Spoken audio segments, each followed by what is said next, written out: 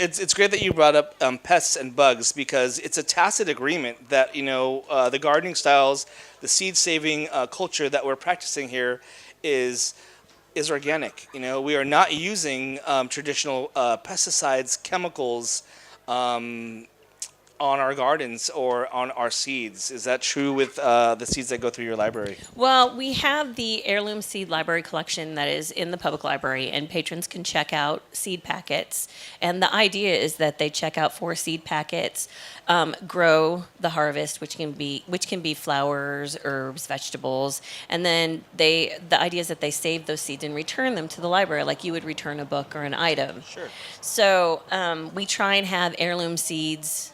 That's what's in our collections. However, we have people that donate seeds to our public library all the time. So anything that does not go in our collection or that is given to us, we actually save those. And when we have seed swaps, we Goes up have to a those free table. available for the public because, seeds are seeds and food is food. And we want to help our community. So, Yeah, but at the end of the day, you have to be able to say, I would like to check out, this ragged Jack kale. How do I know it's ragged Jack kale? How do I know that this is exactly what I'm getting?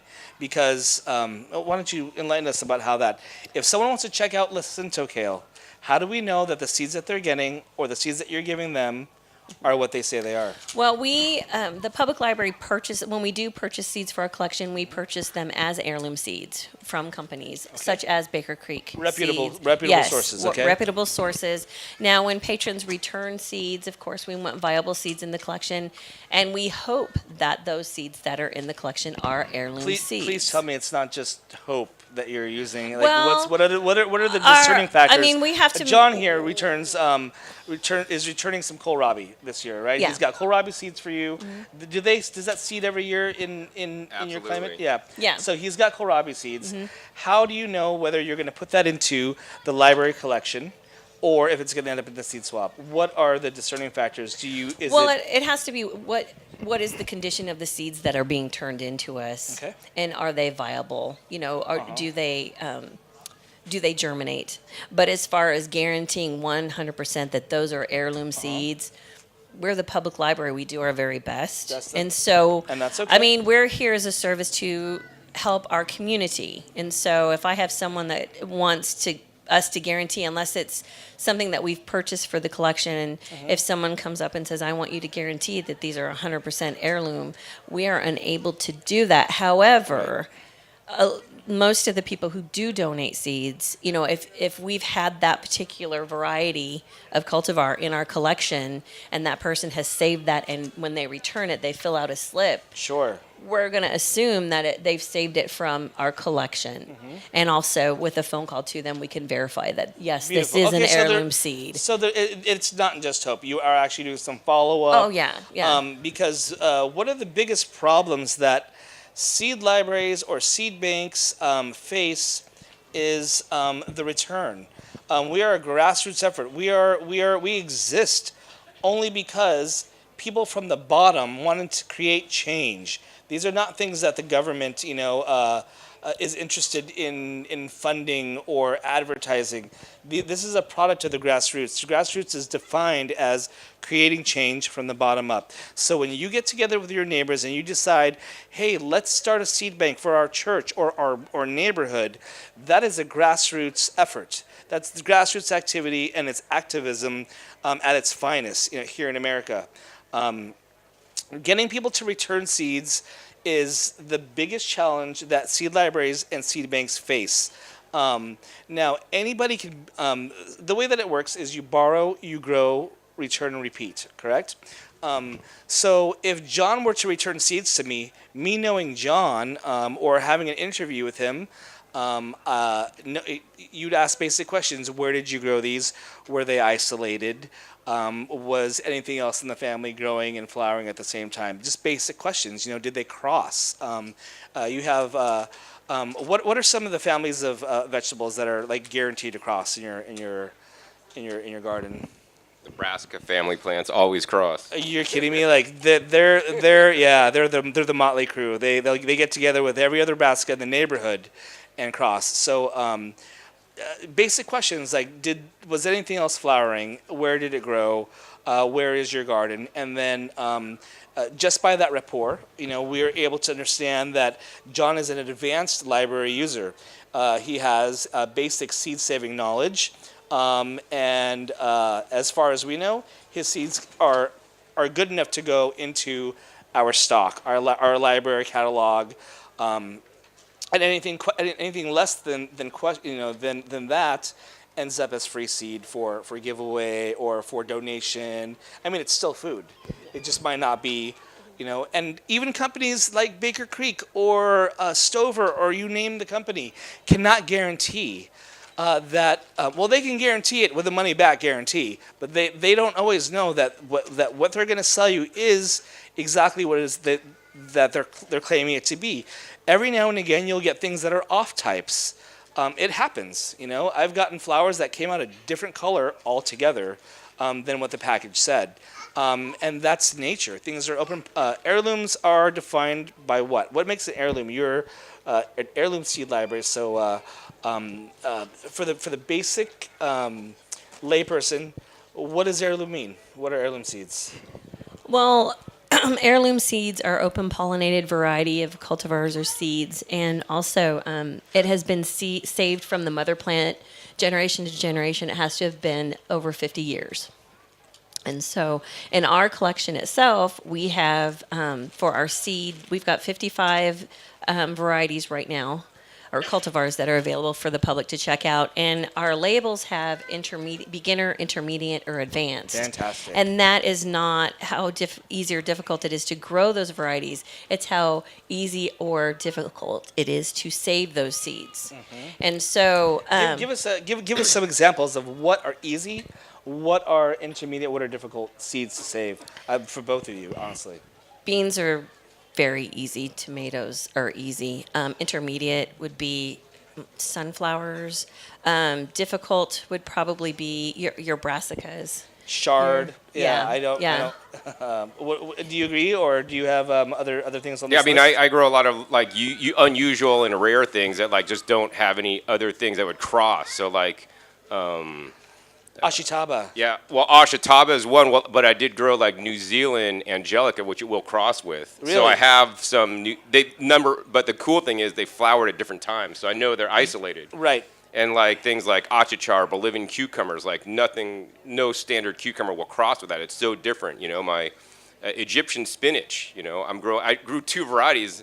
I don't think they cross because they're so different, but they might have different genes. But for me, it's not so important that it's true to type. It's more important that I grew it in my garden and then I'm replanting it, so it's already inheriting some of the properties. And as long as it's a food crop, I'm still eating it despite whatever name you want to call it. Some of my tree collards that cross are so amazing, just like crossing a true tree collard that's perennial with like a dinosaur kale. So it has like tree collard like that grows tall, like 6 feet tall, but then has like dinosaur kale style leaves. I mean, it's all food for me. Are you creating land races at this point with these things that are repeating themselves over and over in your garden?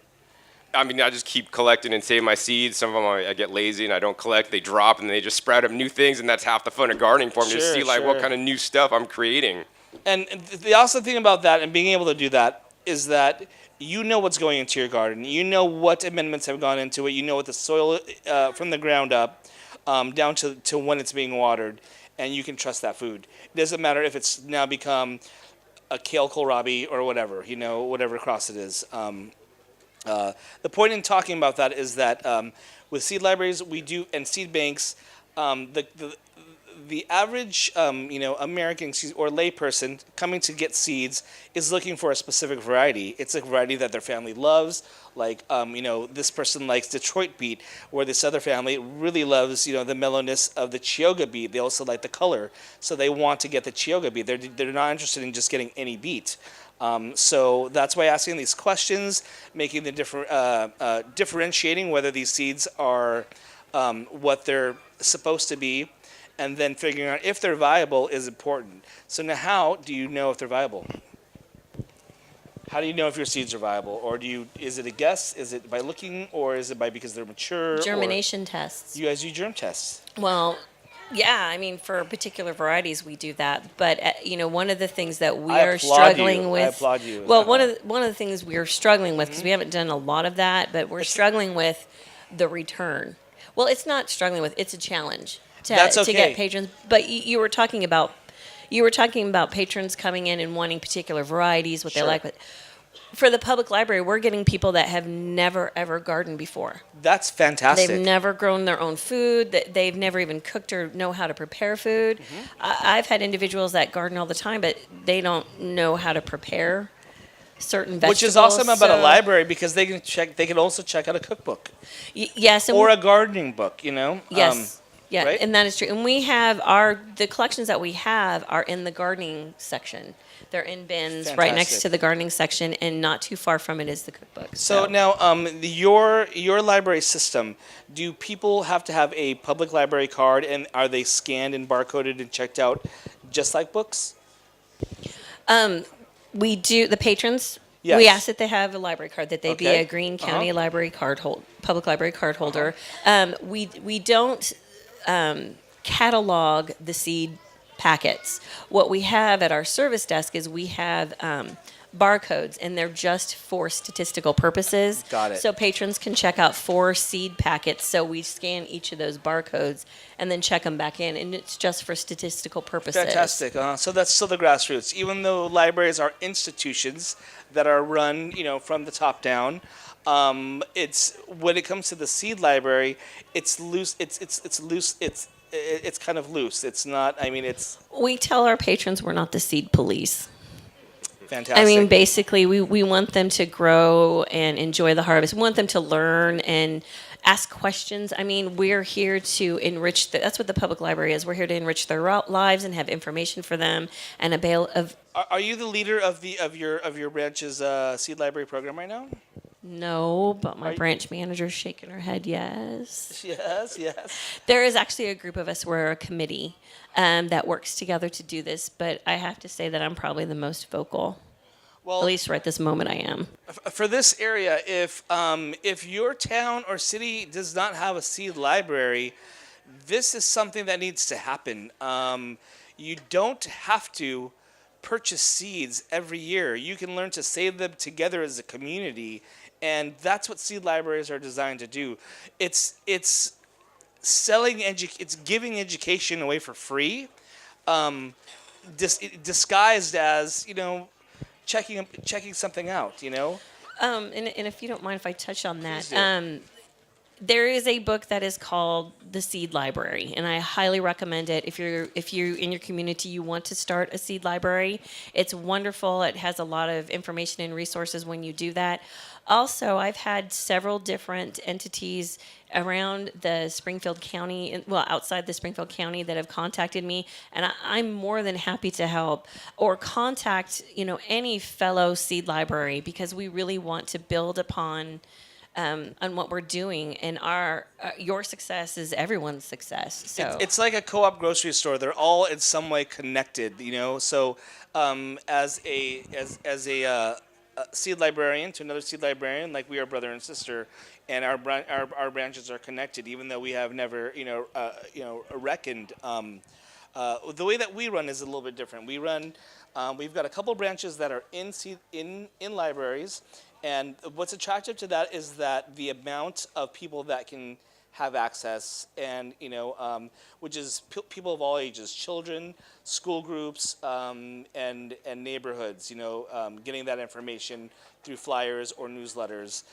So that's really important. But as a central library, I run the Central Seed Library, and the reason for that is that I want to have seeds that are available to the whole growing region. So that extends from Los Angeles to through Southern California, all the way to parts of Arizona before it starts getting too hot. I see it as one growing region, one growing climate region, very Mediterranean, with some microclimates along the coast or on the mountain, but also to not reinvent the wheel.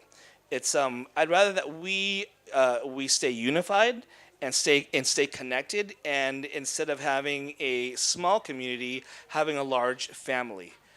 So if you're in the area and your town has got some space, it could be at a church, it could be at a school, it could be at your home, in your garage, and you have time, or you know someone who does, contact, anybody, any seed library. You can find them on Facebook. There's a whole network of them, or the Springfield branch, and find out about how you can start a seed library. It's as simple as talking to somebody, and showing up to life with the intent of creating community.